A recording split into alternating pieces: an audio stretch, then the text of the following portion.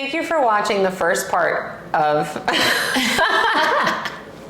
the fuck? Now it's getting hot in here.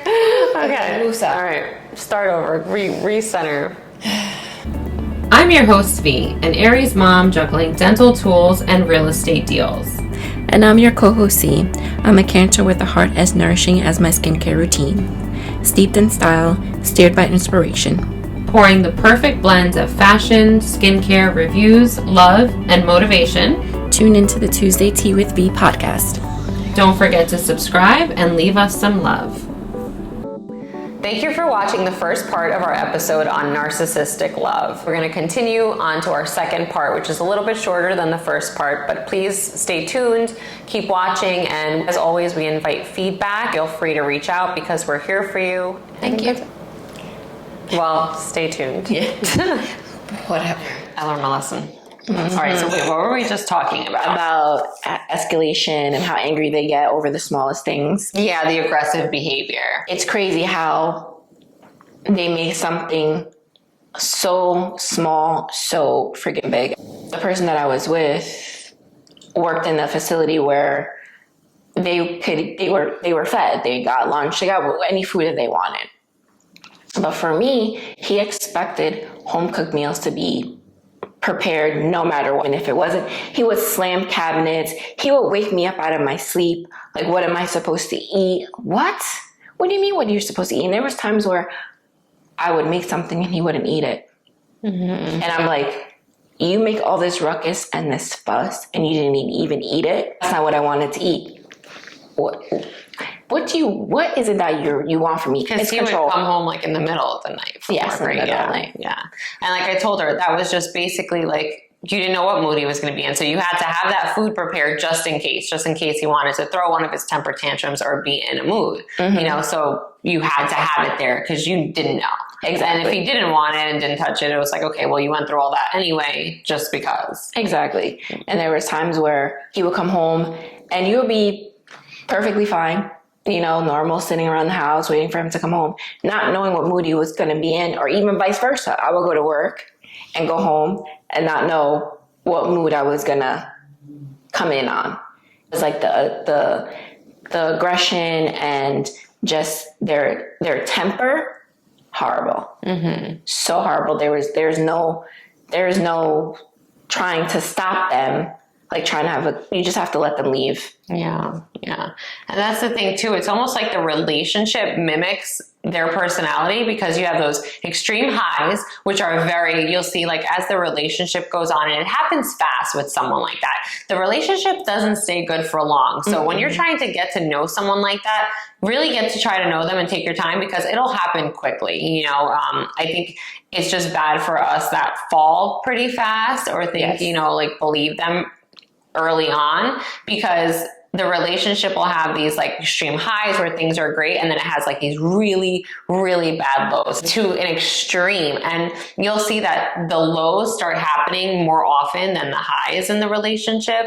It's almost like you're more miserable than you're ever happy in the freaking relationship anyway. It's like that vibe. The fucking whole relationship is bipolar. Like they literally contaminate. They're like, you just gotta get out. They bring the bad, like she said, they bring the bad out of you. And it's so scary. Like he would bring out a side of me. I'm like, I'm not even that person anymore. Like I don't even recognize myself. I was like, gonna fuck say, you. You scare yourself on how, because you're in that fight or flight. And you scare yourself on how angry you could get and the things that you say to them to protect yourself.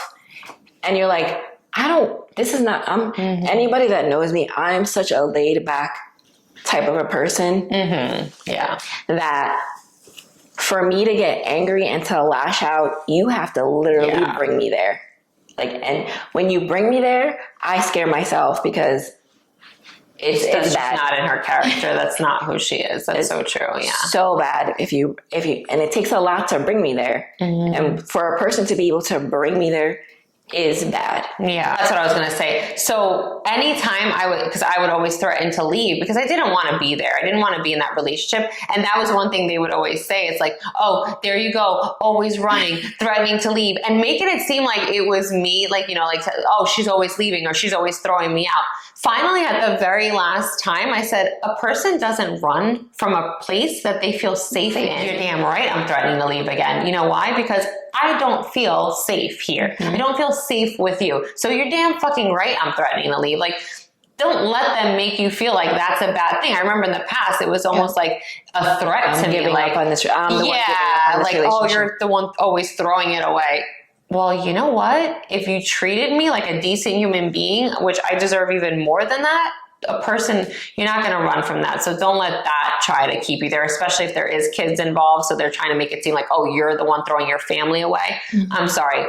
Children deserve a place of peace and stability and that comfort. They don't need to be living in chaos and tension and hostility. They don't need that energy around them. So by you leaving, don't let them brainwash you. You're doing the right thing by leaving. And then for them to go after children, you can say whatever you want to me.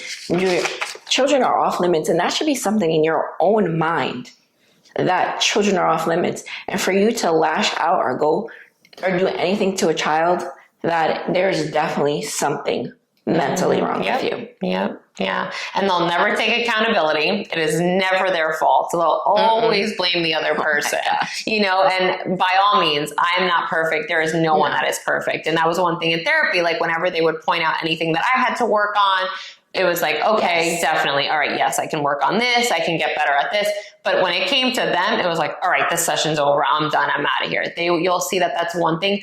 They don't know how to take accountability for their actions. So that's a huge, huge red flag that, you should be aware of. And they're extremely judgmental. They have something negative to say about so many people, which I remember to me, it was always like, even their own mother or parent, saying like things about, and it was so uncomfortable. Even their own friends. Yeah. They always be like, they always have bad things to say about this, that, and the other. And I'd be like, then why are you hanging out with them? And we'll be going. As the person was coming to come pick them up, they were like, this person is this and this person does that. They're bad. They're scammers. They do this and that and the other. Beep, beep. And he's going out the door to go with that person. What? Yeah. And I remember every time something was said about someone else, I'm like, didn't you learn, if you have nothing nice to say, just keep it to yourself. Exactly. They're very, very judgmental, these narcissistic, people. And then now that I'm older, you have to look at the type of people that they surround themselves with. Yes, that's very, very true. Look at the circle that if they even have, because narcissistic people can't have long-term relationships. If you look at a narcissistic person, and I'm talking about one with they don't have long-term connections. You'll see their circle is very minimal. They don't keep anyone there for long. They're lucky if a parent hangs on to them, and if the parent does, they're probably just as that's probably where they got it from. But there's no one there. There's no one left because they don't know how to treat people. And if it is someone that they keep around, it's not a real friendship. It's for benefits of each other. Yeah. This all takes a toll. It takes a toll on your mental health. It takes a toll on your self-esteem. Oh my gosh. It really does. So you have to, if you can kind of, make sure you handle something like this when you meet someone in the beginning. You should try to, because in the long run, it really does take a toll. And then, if you're the person that's the victim in the relationship, you are probably going to have to seek therapy. You are going to have to talk to someone. You're going to need support of friends. You're going to need support of family members. You're going to need people to really be there for you, because you start to feel so mentally and emotionally depleted. They really rob you of a lot. They take your confidence. They take, you'll see that you once had this spark, and you kind of lose that over time with them. So once you're finally able to break away from them, you have to almost refine, you got to find yourself all over again. And, that comes with therapy, talking to someone, or having a good support system, so if you feel like that once you leave, know that that's normal. And that's just a part of the process of you growing again to becoming like who you were meant to be and who you were before you even met this person, because they change you so dramatically.